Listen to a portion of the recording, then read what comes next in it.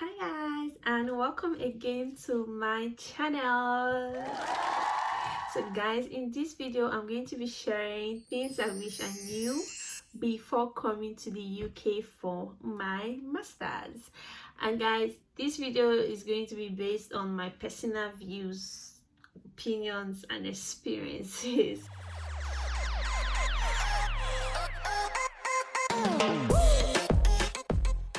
And if you are watching this video, you're not yet subscribed to my channel, why not? Why? Allah got to use you. Please hit the subscribe button. And if you're already subscribed, thank you so much. Do well by sharing so I can get more viewers and more subscribers. Okay guys, without further ado, let's get into this video proper. First of all, I'm not sure I've ever actually talked about me being a student in the UK, so this is probably going to be the first time I am sharing my student skinny on this channel. But yeah guys, so first thing first, I just wanted to point out that my old journey to the UK, which I might get to share one day, I don't know when, but hopefully maybe one day, was like something that just happened at the start of the year. If someone had even told me I would travel to the UK for my masters, I would not believe. Like, something that just happened, and I had to do all of the research by myself, like everything about studying in the UK, searching for schools, applying for schools, applying for my visa, literally everything I had to do by myself because I was too broke to pay agent. But yeah, I had to do everything by myself. So it meant that because I was actually doing so many things by myself, or because I literally had like I was doing, when I said I was doing everything by myself, I was doing everything by myself because I didn't have a friend or anybody that I could ask or something. So everything was literally on me, and I had to make my research by myself. Me, Neraland and Gogo, we were like this. I was telling somebody, like, I read over 600 pages of Neraland, and they were like, what? Yeah, I did over 600 pages on Neraland, and I'm not joking. So yeah, some of the things that I wish I actually knew and I was not blinded to. So the first thing is, I wish I knew that there was an option to do a 2-year course, or more like, I wish I knew about the pros and cons of doing a 2-year course in the UK. Now, don't get me wrong, like doing a 1-year course, I am on a 1-year course. Doing a 1-year course is actually very good and very sweet because you get to just finish everything and be done with it once and for all. But aside that, I don't see any other perk of actually doing a 1-year master's course compared to a 2-year master course. Now, doing a 2-year master course gives you more time on the program. So it means that you get to share whatever struggles or like, I don't know how I want to put it, but like the burden to just finish up. And like, I feel like the 1-year master course is compressed compared to the 2-year master course. So as such, you have like more time on the 2-year master course to learn and to actually like do your assignment or everything that you're needed to do to graduate. Meanwhile, in the 1-year master's course, you just have less than a year actually to do all of your assignment, to finish all of your course content, and then also do your dissertation. So I just feel that's not enough time. Now, aside that part, the other downside of doing a 1-year master's is that you actually do not get a placement. Meanwhile, on most 2-year courses, you actually do get a placement. For Nigerians watching this video, it's the same thing with having like an IT placement or something for like 3 months or 6 months, depending on what your school is going to place you on. So you're actually going to graduate school with not just your masters, but also a related UK experience, which is very relevant, and it's something I'm going to come to again towards the end of this video, like, or within the course of this video. So like, you get to learn on the job, you get to learn and you get to get a work experience related to the job, unlike the 1-year master's course, because you are not going to get a placement from your school. You're not going to have the opportunity to have a placement from your school.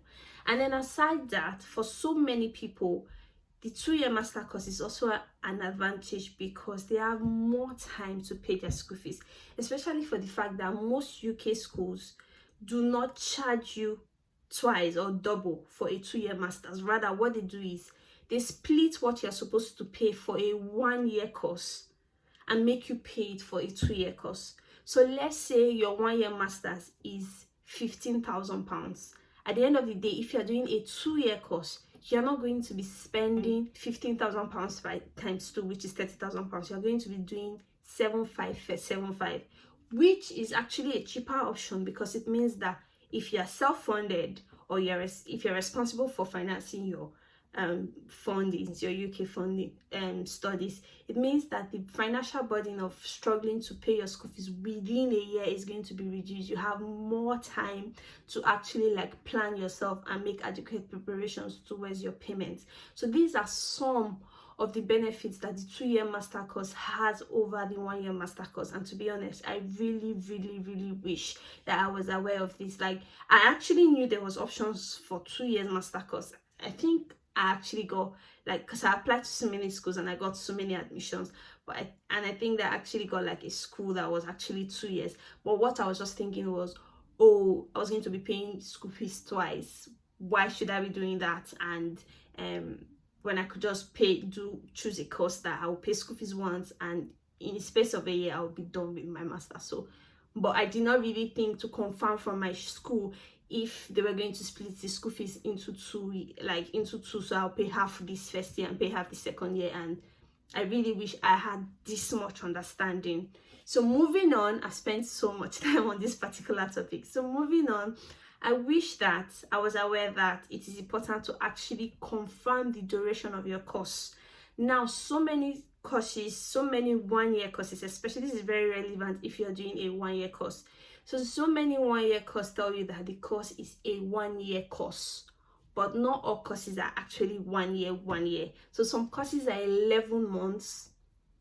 And if your course is 11 months and not 12 months, you're not going to be getting your full visa period, which is supposed to be for 1 year and 4 months. You're going to be getting 13 months, which is a year and a month, which sometimes doesn't really give you ample time. So it's very important that you confirm from your school if your course is a 12-month course or is it an 11-month course. Because if it's an 11-month course, you'll be getting a 13 months visa. But if it's a 12-month course, you'll be getting a year and 4 months. That's 16 months visa.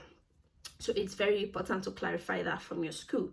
Now, moving on, I know that this is like a very important one for so many UK study enthusiasts. So many people who want to come to the UK to study, or so many people who are already in the UK and they're trying to give advice to like people who are trying to come here to study.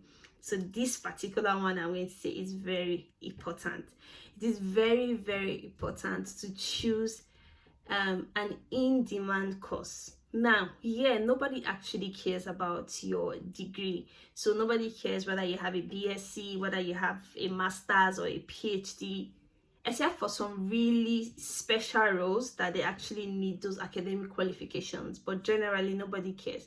You can be working in a reputable company or organization, and your manager or your very senior supervisor will be somebody that has just GCE. Nobody cares about your degrees or your certificates here. What people care about is your skills and your experiences. So if you are coming here to study a course, it is very important that you know courses that are in demand, and if possible, choose courses that are in demand. Now, I'm not just saying that. One major thing that people say or people think when this subject comes up is, oh, everybody cannot study nursing because nursing is like the gang course in the UK.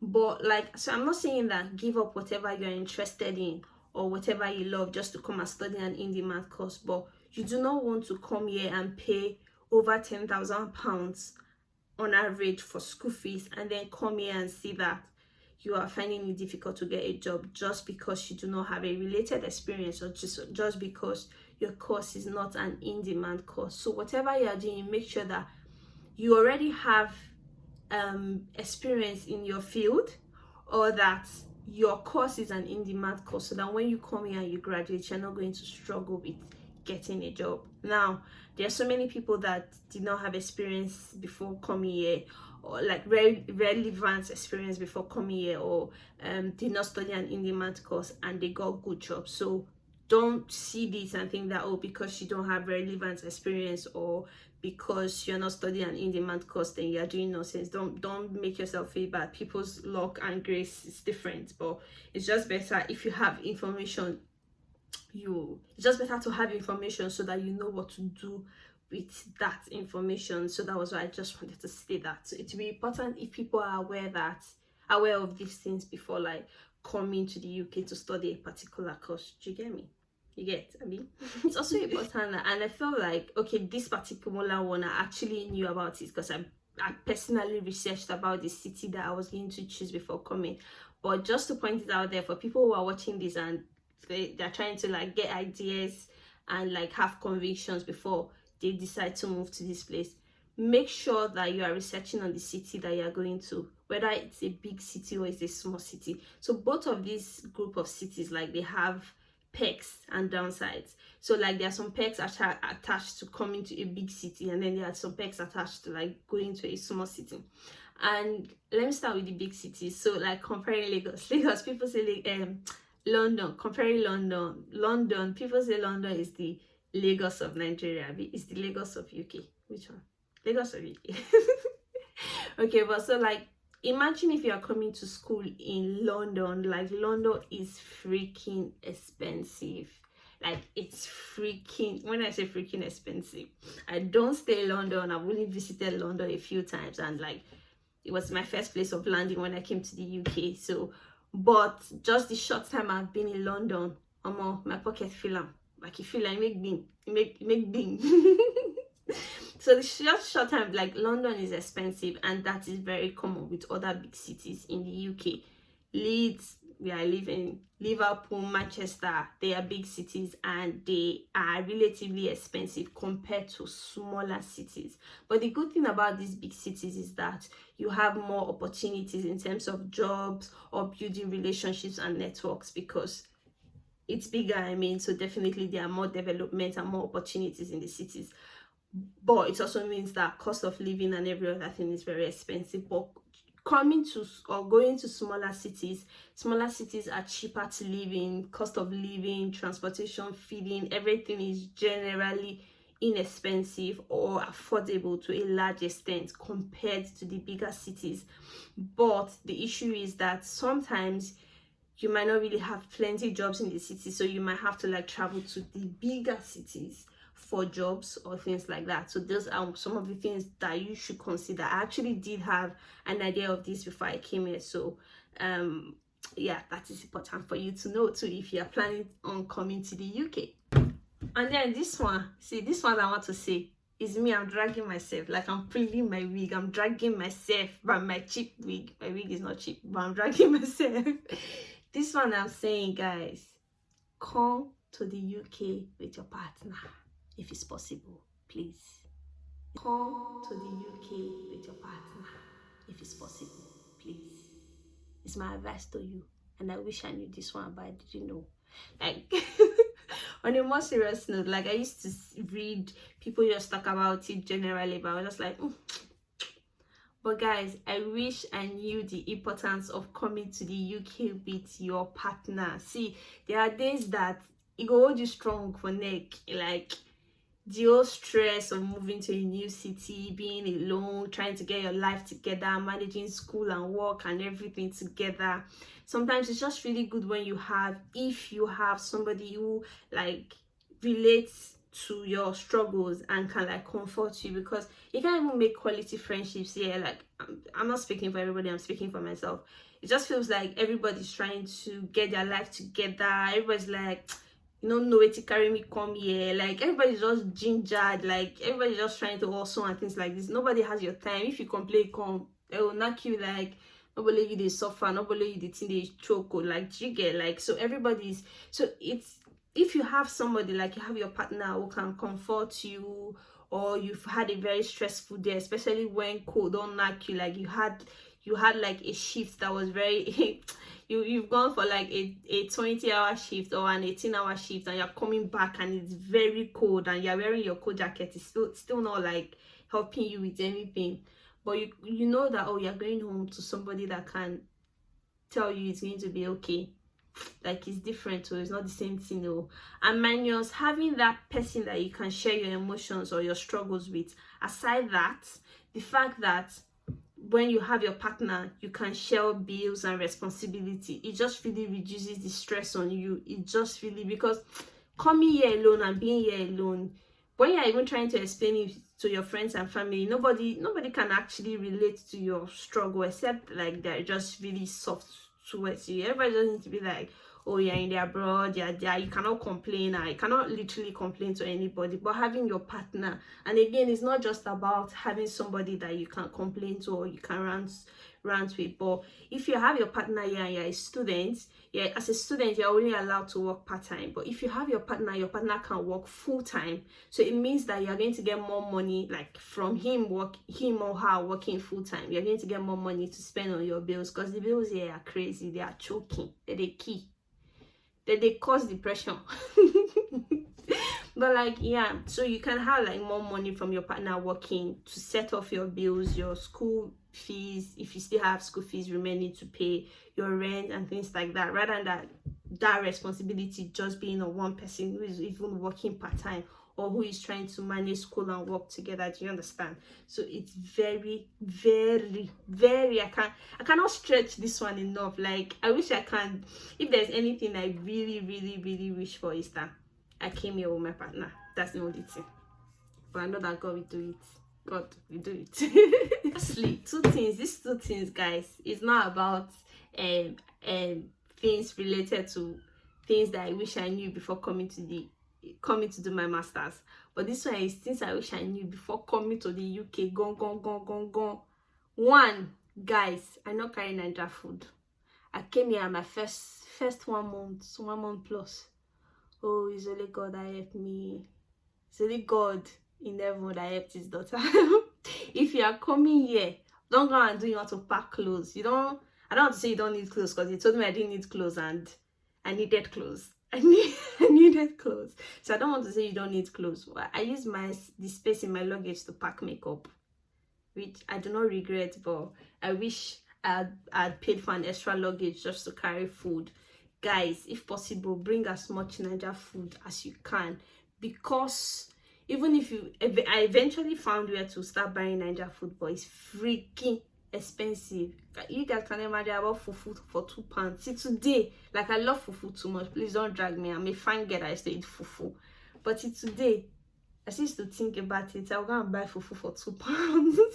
Now, you cannot carry fufu and travel, no doubt, because of the odor and everything. But the ones that you can carry and travel, please carry it. Because Niger food, they might not be scarce depending on where you're living, but they are very expensive. And then secondly, nobody told me I was going to be trekking like thief. You be not just trekking and running to catch your bus, to catch your train. Like, you be running, they would think that thief, they pursue this person. Guys, nobody told me. I've never trekked in my entire life as much as I have trekked in the last couple of months. Oh my God, guys, that is enough ranting for this video. But yeah, guys, this is all of the things that I wish I knew before coming for my masters in the UK, or before coming to the UK in general. If you enjoyed watching this video, you know my normal begging now, please, I use God in heaven to beg you, or whatever you believe in to beg you, please subscribe and help my life. Subscribe to my channel, like my video, comment, share, and do everything so that it will be entering YouTube mind that these people like this girl's video. Let us recommend it to more viewers. Do you get? That's why I'm begging you to just like it, so that it will be thinking, this guy's video is generating traffic. It's as if people like it. Let me recommend it to more people. All right, guys, that is it. Please like, comment, share, subscribe. I'll see you guys in my next video. Bye.